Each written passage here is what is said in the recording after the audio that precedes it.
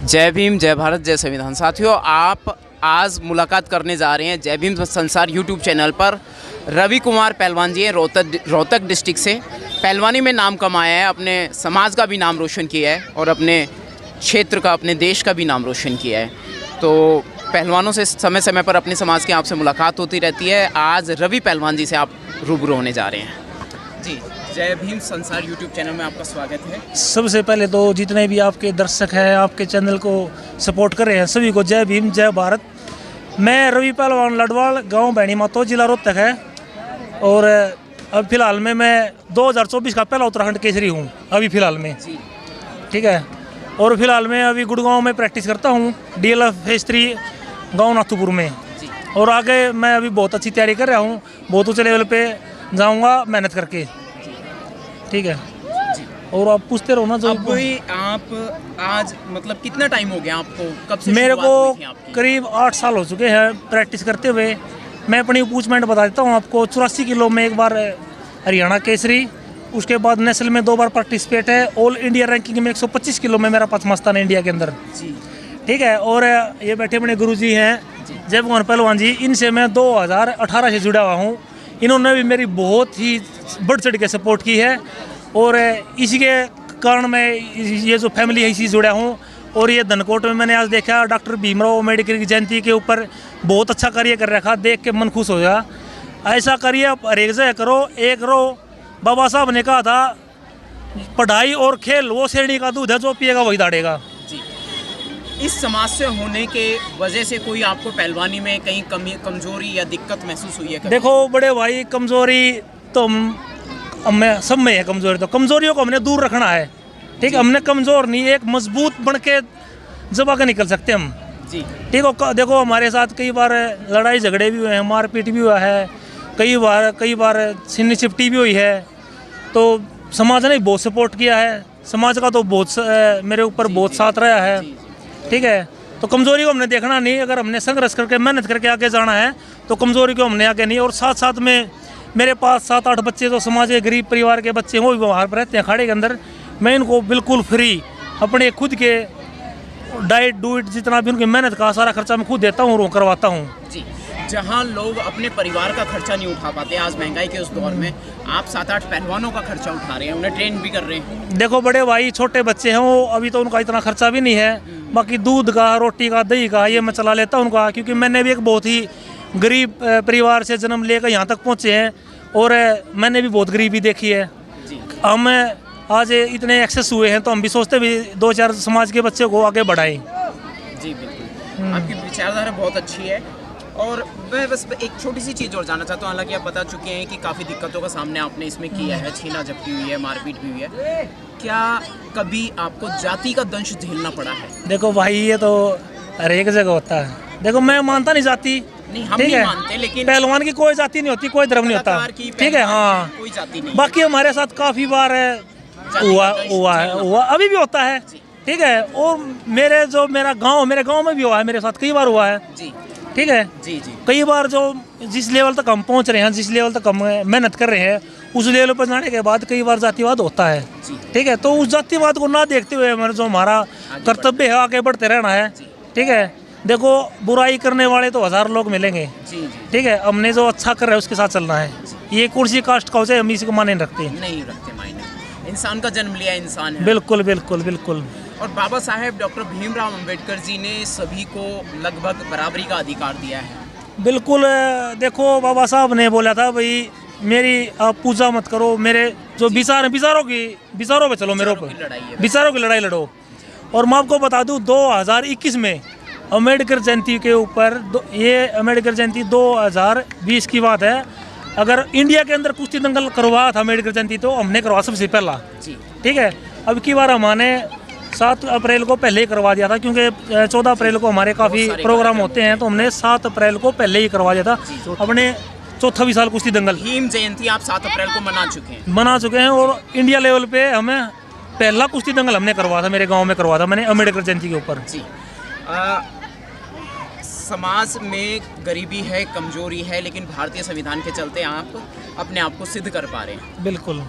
अच्छा, दूसरी बात मैं ये एक छोटा सा सवाल है कि एजुकेशन लेवल पर देखो भाई, आपको बता दूं मैं, बाबा मैंने पहले ही बोली ये बात है, बाबा साहब की बात है, बिल्कुल सत्य बात है।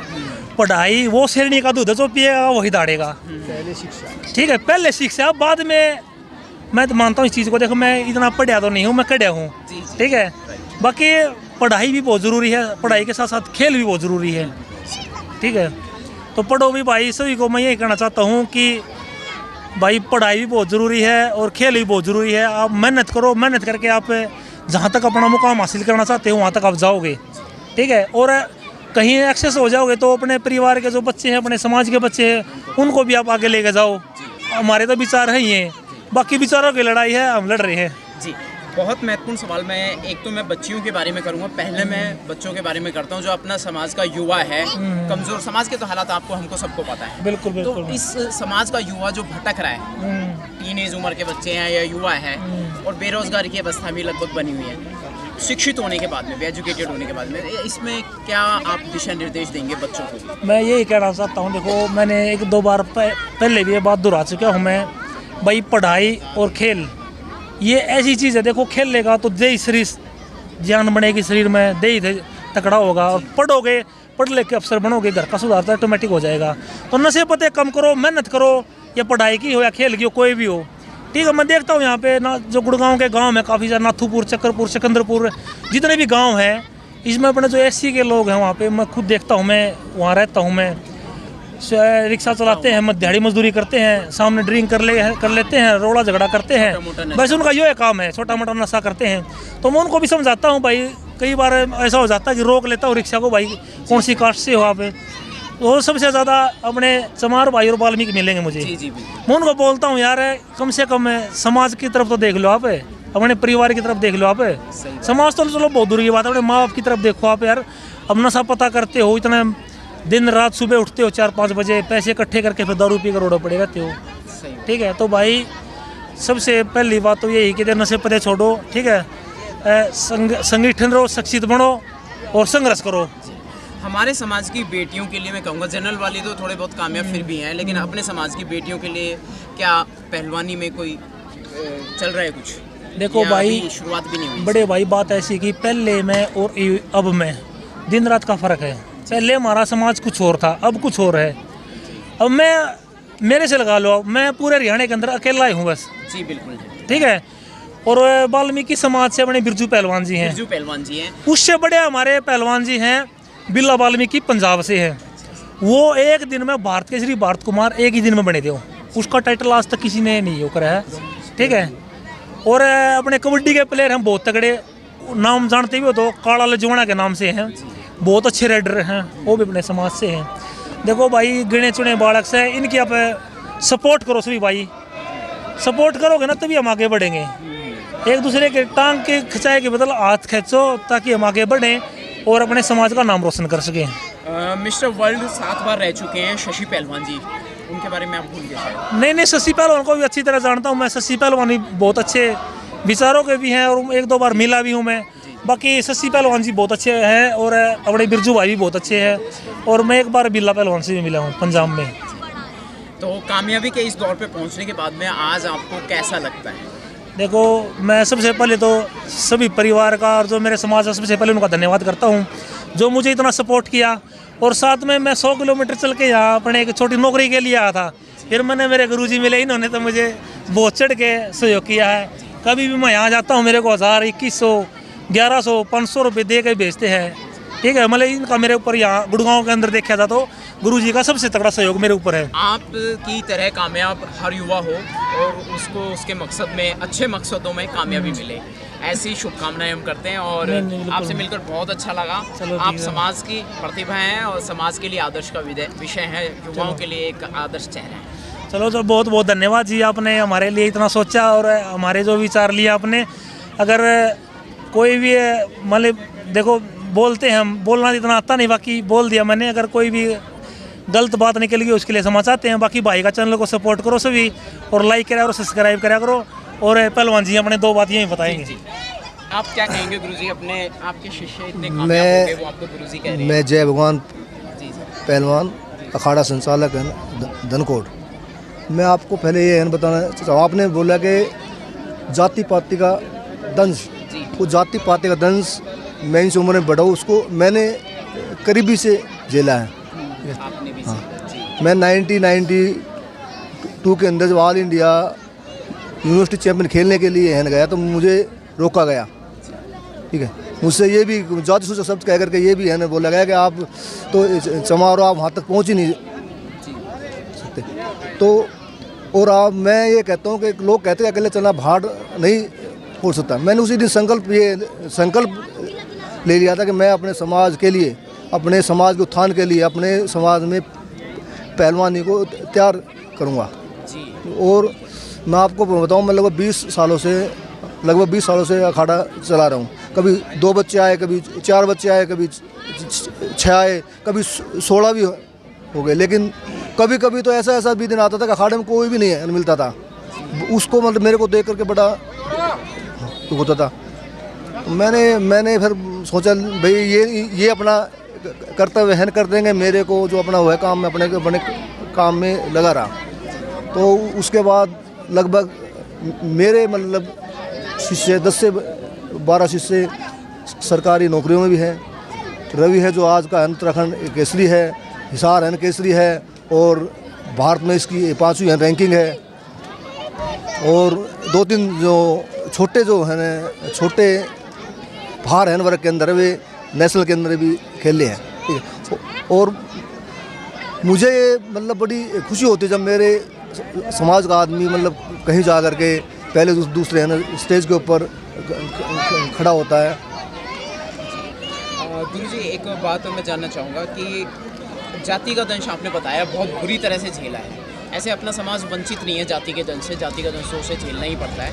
लेकिन क्या कोई सरकारी मदद कभी मिली है? सरकार के पास तो जातिवाद करने का अधिकार नहीं है। सरकार की तो पूरी जिम्मेदारी बनती है कि अपने योग्यता प्रतिभाओं को, अपने देश के नायाब हीरों को समर्थन दे। देखिए, मैं आपको ईमानदारी से बताना चाहूँगा, सरकारी मदद में हमें सिर्फ मोहरा है बनाया है जाता है, ठीक है। हम 1-2 बार मतलब आगे लेकर के जाते हैं आपके नाम पर। हाँ, जो भी हमारे नाम पर जो भी आर्थिक मदद होती है वो चुपचाप निकाल लेते हैं, घोटाले हो जाते हैं, ठीक। मतलब वो मदद पहलवानों तक नहीं, वो पहलवानों तक मदद नहीं पहुंच पाती। और ना ही आगे है ना हमारे अफसर हैं जिनसे हम जा करके डायरेक्ट बातचीत कर ले। 1-2 आदमी सामाजिक आदमी होता है जो अच्छा है मिल जाता है, वो थोड़ा बहुत हमें बढ़ा देता है। मतलब समाज का ही सहयोग है, सरकार का कोई सहयोग नहीं है, जबकि जिम्मेदारी सरकार की है। सरकार का कोई सहयोग है नहीं है, 0 है ना सहयोग है, समाज का सहयोग है। देखो, मैं आपको बताना चाहता हूँ, सहयोग एक बहुत बड़ी चीज़ होती है। अगर मेरे को 2019 में अगर पहलवान जी का सहयोग नहीं मिला तो मैं आज क्या पता वहाँ तक ना पहुँचता जहाँ तक मैं पहुँचा हूँ आज। और 2024 का भी फिलहाल मैं उत्तराखंड केसरी हूँ, जो कि उत्तराखंड में कुश्ती हुई थी मेरी 2024 की 16 जनवरी को, ठीक है। और बहुत ही अच्छी अचीवमेंट थी मेरी वहाँ पे। हमने 16 स्टेट के लड़कियों ने हिस्सा ले रखा था। हैवी वेट चैंपियन में 125 किलो में लड़ा था मैं। पहलवान जी ने मेरे को बहुत सपोर्ट किया। देखो, मैं ये अगर सपोर्ट किया तो मैं यहाँ तक पहुँचा हूँ आज, ठीक है। और कोई भी प्रोग्राम हो, छोटा से लाख बड़ा तक, पहलवान जी मुझे हमेशा याद भी करते हैं, मानता भी हूँ। कई बार पहलवान जी के पास मैं अखाड़े में प्रैक्टिस के लिए आता हूँ। पहले तो पहलवान जी के पास रहता था, और साथ में अपने दौड़ा भाई को दिखाऊँ बार। ये भी अपने बहुत अच्छे समाज सेवी भाई यहाँ पे, बहुत अच्छे जो समाज के कार्य हैं उनमें हरदम किसी भी तरह के कार्य हो उनमें हरदम मिलते रहते हैं। तो भाई के 2 विचार इनके भी होने चाहिए, जरूर, ठीक है। मैं गांव धनकोट से सुखबीर धोड़े, वार्ड नंबर 6 से पार्षद की तैयारी कर रहा हूँ। कौन सी पार्टी से? अभी तो जी निर्दलीय है फिलहाल तो। अच्छा। और जिस पार्टी से देखते टिकट कोई मिलती है तो ठीक है, नाम ना लेके भाई कोई भी पार्टी जो उस टाइम समझ आई तो साथ दिया तो जुड़ेंगे पार्टी से, अगर जो हमारे विचार मिले किसी पार्टी से।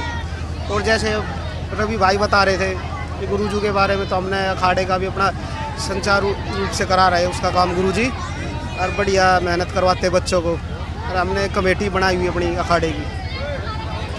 तो गुरुजी तो काफ़ी सालों से जुड़ रहे हैं इस दंगल मतलब अखाड़े से। मैं तो फ़िलहाल अभी 1-1.5 साल से ही जुड़ा हूँ। गुरुजी को तो 25-30 साल हो गए।